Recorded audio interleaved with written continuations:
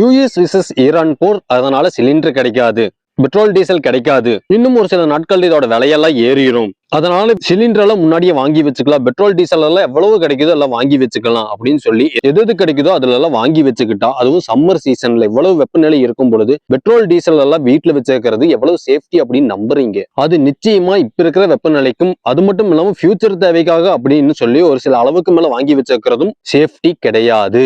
அதே மாதிரி என்னதான் போர் நடந்துட்டு இருந்தாலும் அது மட்டுமே சிலிண்டர் தட்டுப்பாடுக்காகவும் இல்ல பெட்ரோல் டீசல் தட்டுப்பாடுக்கும் காரணம் இல்ல. இன்னும் 20 நாட்களுக்கு மேல தட்டுப்பாடு இல்லாமல் சிலிண்டர் கிடைக்கும், பெட்ரோல் டீசல் எல்லாமே கிடைக்கும் அப்படின்னு இந்திய அரசு தெளிவா சொல்லியாச்சு. இருந்தாலும் கூட அளவே இல்லாம ஃபியூச்சர் தேவை அப்படின்னு சொல்லி நீங்க வாங்கிட்டு இருக்கிறது தான் பிரச்சனை. அது மட்டும் இல்லாம 163 சிலிண்டர் 500 சிலிண்டர் அப்படின்னு எதற்காக அப்படின்னு தெரியாம ஃபியூச்சர்ல நான் விலை ஏத்தி எல்லாருக்கும் விற்க போறேன் அப்படின்னு சொல்லி சிலிண்டர் பதுக்கும் பொழுது தட்டுப்பாடு வராமையா இருக்கும். இதுதான் நடந்துட்டு இருக்குது. அது மாதிரி பதுக்கிட்டு இருக்கிறவங்கள போலீஸ் ஸ்ட்ரைட்டா குண்டாஸ் சட்டத்துல அரெஸ்ட் பண்ணிட்டு தான் இருக்கிறாங்க. இது மாதிரி அரசு எவ்வளவோ சப்போர்ட் பண்ணிட்டு இருந்தாலும் ஒரு சில வதந்திகளை நம்பி ஃபியூச்சர் தேவை அப்படின்னு சொல்லி அளவுக்கு அதிகமாக ஒரு நாளைக்கு இல்ல 2 நாளைக்கு தேவைப்படுறதை தாண்டி பல நாட்களுக்காக வாங்கிட்டு இருக்கும் பொழுது கியூல நின்று தட்டுப்பாடு வரதான் செய்யும். இதற்கு பேர் தான் செயற்கை தட்டுப்பாடு அப்படின்னு சொல்றாங்க. இந்த செயற்கை தட்டுப்பாடு உருவாக்குனது நம்ம தான். இதற்கு காரணம் அரசு கிடையாது. இப்படி போர் நடக்கிறதுனால ஒருவேளை தட்டுப்பாடு வர்றதுக்கான அபாயங்கள் இருந்தாலும் கூட இப்பவே ஒரு சில கச்சா எண்ணெய்கள் இந்தியாவுக்கு வந்தாச்சு. இனி ப்ரொடியூஸ் பண்ண ஆரம்பிச்சிருவாங்க, மக்களுக்கு எல்லாமே கிடைக்க ஆரம்பிச்சிடும். அதுக்குள்ள அவசரப்பட்டு இப்படி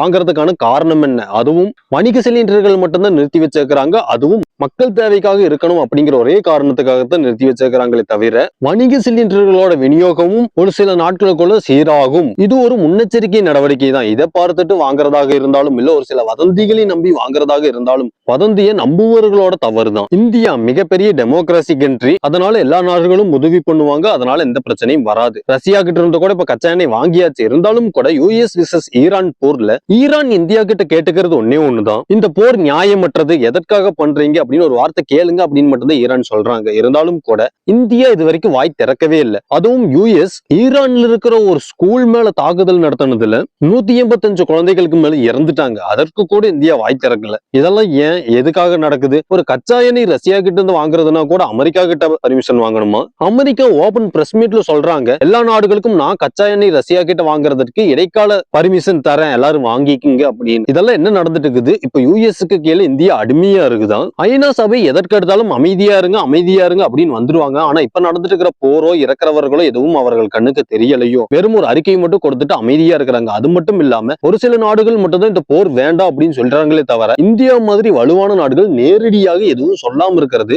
மறைமுகமா இந்த போர் நடத்துங்க அப்படின்னு சப்போர்ட் பண்றதுக்கான அர்த்தம் தானே. ஈரான் விசஸ் யூஎஸ் போர் நடந்தா நடந்துட்டு போகட்டும், அதனால என்ன அப்படிங்கிற மாதிரி தான் இருக்கு. இன்று சிலிண்டர் தட்டுப்பாடு வந்துருச்சு, எரிவாயு தட்டுப்பாடு வந்துருச்சு, பெட்ரோல் டீசல் தட்டுப்பாடு வந்துருமோ அப்படின்னு இந்தியாவில் ஒரு பிரச்சனை நடந்ததுக்கு அப்புறம் தான் எல்லாருமே திரும்பி பார்க்கறாங்க. ஒரு சிலர் இதற்கு முக்கியத்துவம் கொடுத்து பார்த்து கொண்டு இருந்தாலும் இந்தியா ஏன் இன்னும் இந்த போர் நடக்கக்கூடாது அப்படின்னு ஒரு வார்த்தை சொல்லல. இது உங்கள் கடைசி டீக்குச்சி.